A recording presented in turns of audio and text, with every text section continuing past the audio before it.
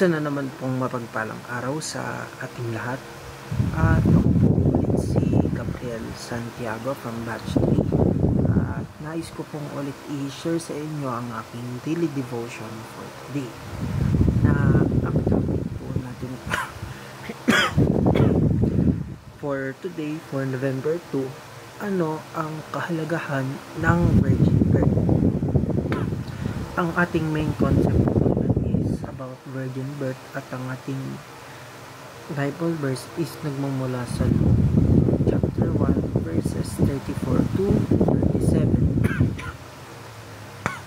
na sinasabi po dito, "How will this be?" Mary asked the angel, "Since I am a virgin." The angel answered, "The Holy Spirit will come on you, and the power of the Most High will overshadow you. So the Holy One to be born will be called the Son of God, for no word from God will ever fail." So, napakaganda po ng paalaalang ito. Ang virgin birth o kapanganakan ni Jesus mula sa isang birheng si Maria ay hindi lang isang himala. Ito ay isang tunay na kapangyarihan at katapatan ng Diyos. Sa tanging siya, sabihin natin, hindi imposible sa Diyos ang kahit ano, lalo na kung bahagi ito ng kanyang plano ng kaligtasan. And God fulfills His promises.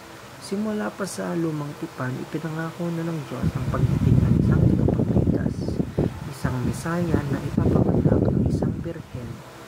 At dito natin may kita na tinupad niya ito kay Maria. So, minsan akala natin natatagalan si Lord sa pagtupad ng kanyang mga pangako, pero gaya ni Maria, tinutupad niya ito sa tamang panahon. And God can do all things. Sabi nga ng anghel kay Maria, "For no word from God will ever fail." Ibig sabihin, kapag Diyos na ang salita, tiyak mangyayari yan. The virgin birth reminds us that nothing is too hard for the Lord.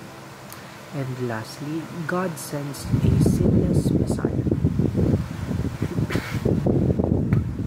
Ang virgin birth ay nagpapatunay na din na si Jesus ay walang kasalanan, conceived by the Holy Spirit, hindi sa pamamagitan ng tao.